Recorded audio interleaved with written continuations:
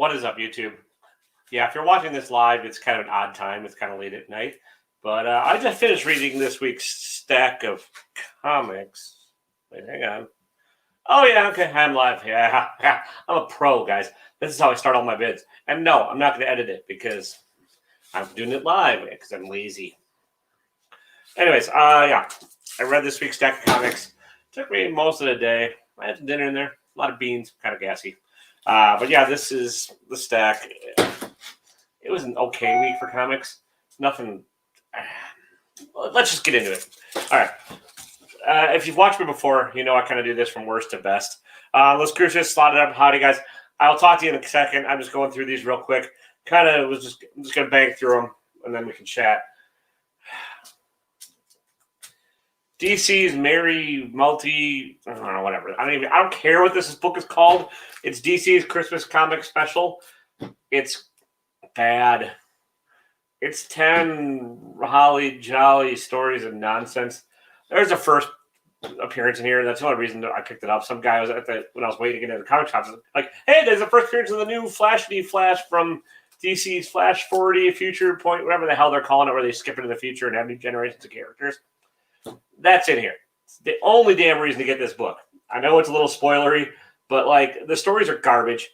They're just, it's not worth your money. It's $10. Skip it. Speaking of things that aren't worth much and don't have anything to do with anything, Namor. Now, Kurt Busiek's writing this. Normally I like Kurt, but like this is just, you can tell he's just writing it for a paycheck.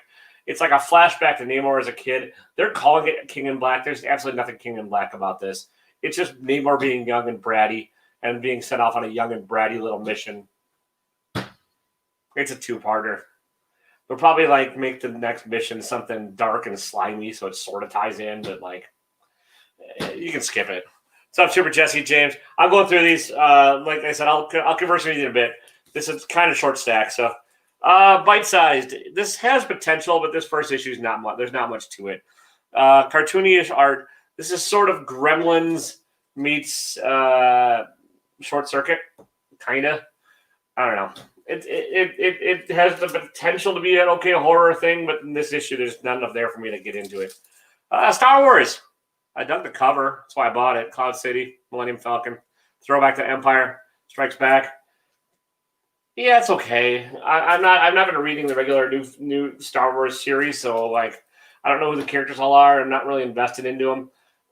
It's not horrible. It's probably better than the new Dr. Aphra series, though, by a little bit, which I ended up dropping because I was just so damn bored of it. This one's probably going to be about the same. I bought it as a cover buy, and I was like, oh, I'll try it, because Star Wars is what the kids call banging right now. And I'm like, yeah, I'll see if it's any good. I probably won't keep up with the series, to be honest. So, this is the Froth Giant's Daughter, Sumerian Tales of Conan something or other. Robert E. Howard. Gary V would probably like this. Gary V is a fellow YouTuber. A lot of splash pages, not a lot of substance. But basically, I think they tell the entire prose story at the end of the book. I didn't bother reading it. Like, you know what? If you're going to do that, that's not a good comic. You should be able to tell the story in comic book form, and I should be able to get it. And you shouldn't have to repeat the entire damn thing at the end of it all in prose. So, yeah, I mean, the art's not bad. It's the first part of the story that I'm not going to keep up with. Whatever. Batman, black and white. This is the Peach Momoko variant. It's cool looking. It's Batman in black and white. It's short little stories that are not in continuity. Words, folks. Words are hard. It's okay. Nothing super gripping in it. Paul Dini, I think, probably had the story I like the best in it. James Tynion does one that's okay with the guy that did Silver Surfer Black. Can't think of his Trav. Can't think of his name. And I'm not going to pull out to look. So it's fine. Lone Receiver. I think this is the book where she becomes a lone receiver. I'm not really sure. Honestly, it's a confusing ass romp at this point. I have to go back and read the first couple issues. I probably will at some point. It's weird cyber relationship-y stuff. It's not bad. It's just kind of like they could add a little bit more clarity for folks just to make it a little less like masturbatory technology-wise and a little more coherent story-wise. Just a thought. It reminds me of the movie Existenz, which nobody ever saw, which is the same idea. I think it was David Cronenberg and a weird future version of the net back in the day. Like, he was so in love with the damn idea of being weird, it just didn't tell that great a story. That's kind of what's going on here at this point. It's not awful, but they needed an editor that would just sit them down and be like, guys, just tell a damn clear story. You can have your weird techno fun in here, and you can make it all about relationships and computers and all that kind of stuff too, but make it a little clearer. That's all. That's what you ask. Teenage Mutant Ninja Turtles number 112. The Turtles, I don't know. Something happened. I've not been reading this for a long time, and I missed a few issues, and I don't feel like I really missed much. There's like something turned some humans into mutant animals, and the mutant animals are coping with it. I think that's been I pick it up every couple issues, and it seems like it's going on for the past, I don't know, however long. Nothing seems to have happened. I don't know. Devil's Red Bride number 3. This is interesting. It's art's cool. The story is kind of wacky. It's feudal Japan. It's Mulan with vampires and zombies. It's entertaining. It's middle of the road for me. It's not bad. It's not awful. It's not fantastic, but it's better than the other stuff that I talked about before this. So there's that. All right. Sword number 1, Al Ewing et al. And company. I've not read the other older sword things, but coming out of X's Sword, they found the sword, empty sword thing, sword, space, sword, peak, whatever the heck the shield had, the shield floaty space thingy. That wasn't really shield. Abigail Brand, I don't know. The mutants found it, and it was empty. Now they're back on it, and now it's mutants with Abigail Brand back in charge, and then mutants being the crew, and a really weird characterization of Magneto. It's all over the place with them. He's like goes between like cranky old man to weirdly cheerful, and the drawing is inconsistent on him as well, just on his character from what I could tell. Again, it's decent. I'll give it a shot. It's Al Ewing. He can be hit or miss for me. I like some of what I've read from his Immortal Hulk. I've not read all of it, but I thought his Empire was boring as all hell. So take it for what's worth. Venom 31. This is definitely does tie into King in Black. This is after, I'm not to spoil or anything. So if you haven't read King in Black, read King in Black first, then read this issue. It's not going to make a whole lot of sense. It's interesting. It's like Eddie Brock is not the Venom we need. We want right now. He's the Venom we have though. So kind of dealing with a little bit of that. I don't know. It's a fast-paced read, kind of introspective, kind of introverted-y, kind of not super action-oriented really for a Venom issue. Not bad. I wish Stegman was doing the art, but the guy, the Coelho, whatever, is not the fill-in guy. Not bad. Not bad. Sweet Tooth: The Return. Full disclosure, I have not read the original Sweet Tooth run. I need to. This is probably going to make a whole lot more sense. But yeah, I didn't realize Sweet Tooth is so heavy sci-fi.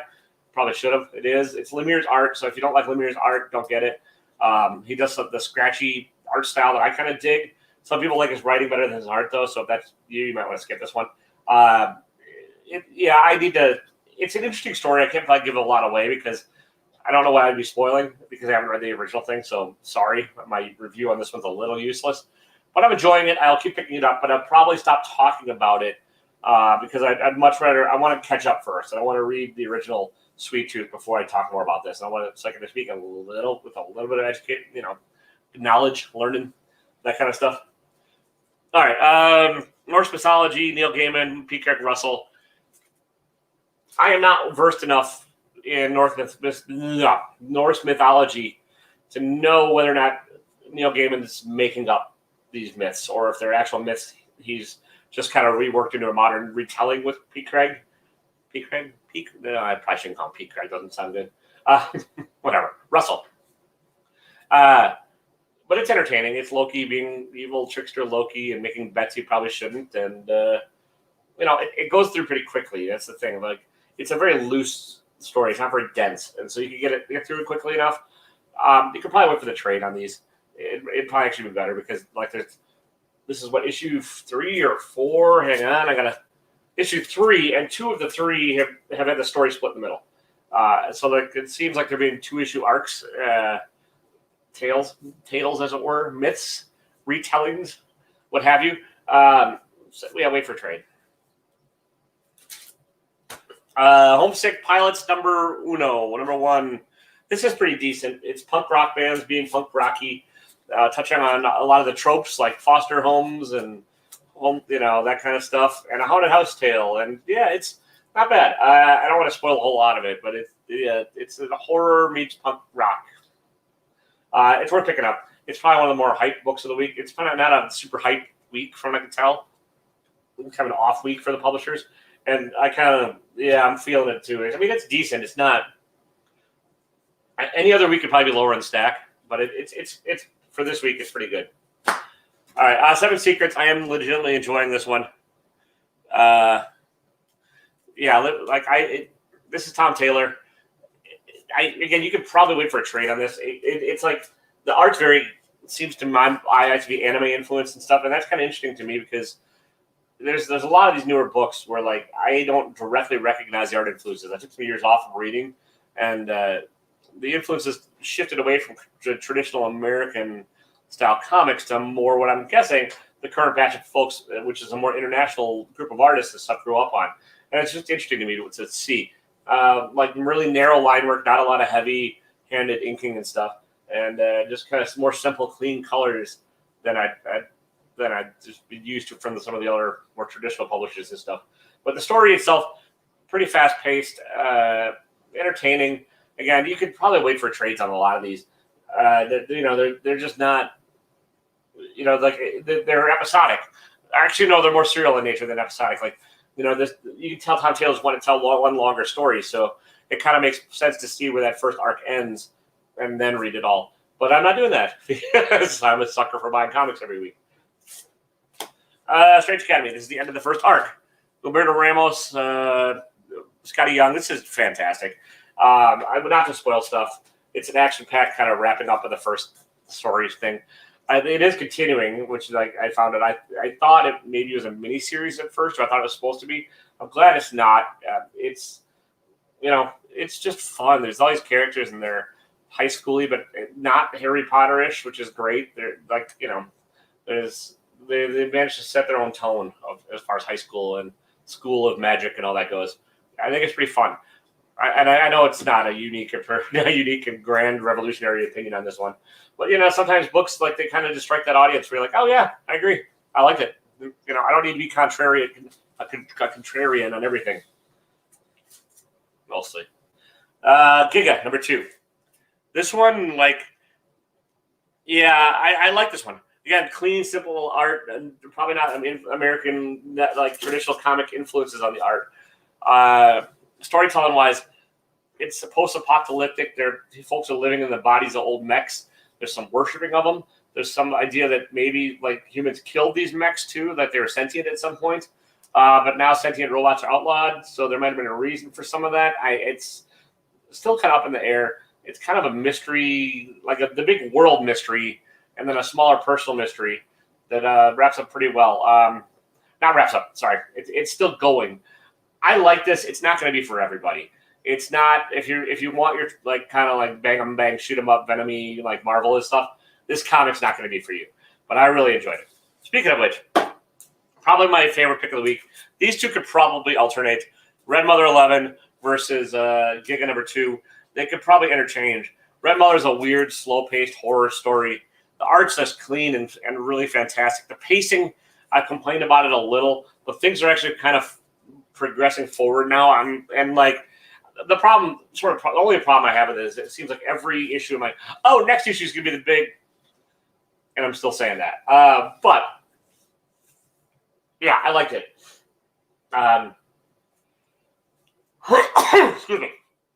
Excuse me. I'm very I like most of the comic books this week are allergic to quality. No, it's a good one. The Red Mother is it's got this scary tone, this big worldwide conspiracy parts of it, I think, and the main player doesn't know why she's in there. It kind of visual things that remind me a little bit of Hellraiser, but not in the super body gross visual stuff. I don't know. It's a cool, creepy, slow burn horror comic. And there you have it. Those are my books of the week. Now I'll actually look at the chat and say hi to everybody. So, Johnny 5 Alive, Las Cruces, Cheeto, James, slotted up. Yeah, man. Super Jesse. Thanks for joining me late. I kind of wasn't sure if anyone would pop on. I had just finished these books, and I was like, well, I'll go live and talk about them. That way if people want to watch it tomorrow, they can watch it tomorrow. Little self-promo thing. I did hit 500. I'm going to put together a video soon explaining what I'm giving away. And then, I think some of that, got to check with a couple other people for that one. I do have this piece I finished today that's for sale. It's not in the Mylar yet. I just want to show you the kind of, it is on art paper. It is all real and foldy. And this is kind of, when I tell people I don't necessarily, maybe not the person to paint their comic book covers, it's because I beat the crap out of the paper when I paint things. This paper can take it. Comic book covers, the blanks kind of can't. But 11 by 14, mixed media on canvas, 125 shipped. They do flatten out kind of rather well. Here's the other two I have that are going right now. 125 shipped. I will get to that in a second, James. Chill out. So we got Mandalorian and we got Trapjaw. So tomorrow night I'm going to be opening a giant Canadian box. So who knows? It could be full of healthcare, weed, comics. James sent me a box. I'm looking forward to opening it. I got another box of Old Man Collectibles I'll be opening tomorrow. And then something I bought drunk online one night too. So we'll see. I got 3 giant things of comics to open tomorrow. It'll be interesting. I think James also, I believe, said something that'll be part of the 500 follower giveaway. So looking forward to that. And tomorrow night, 8 o'clock is the tentative plan. That might shift a little depending on dinner and stuff and things, but right around 8 I'll be going on. So yeah, it's this box is enormous. And so now I have to find something to send back to him. So I'm going to send him I think my dog. I don't know. Maybe a comic or two. We'll see. So I know he's a big fan of Venom, James. If you any other comics that you like or you're reading, let me know because I've got Venom. I've got a lot of Venom, but there's only so much Venom that one can send out. So yeah. On that note, guys, hope you're all doing well. It's 10:30. I have not had a beverage yet. I'm not going to have one tonight, actually, but I am going to take what these kids call CBD gummies and try and get them to sleep. I don't know. I don't sleep for shit. So, and these gummies, they don't really help. It's like the poor man's weed. So I probably should just get the real damn thing. But I live in Wisconsin. It's not legal here yet, so it is what it is. And I'll take it. I'm also taking turmeric and magnesium. The older you get, the more vitamins and stuff you take. It's goddamn ridiculous. I got a whole shelf full of vitamins and stuff. I know it has nothing to do with comics. It's just me complaining about life. So, yeah. Oh, yeah, Johnny 5. Sure. The Mandalorian.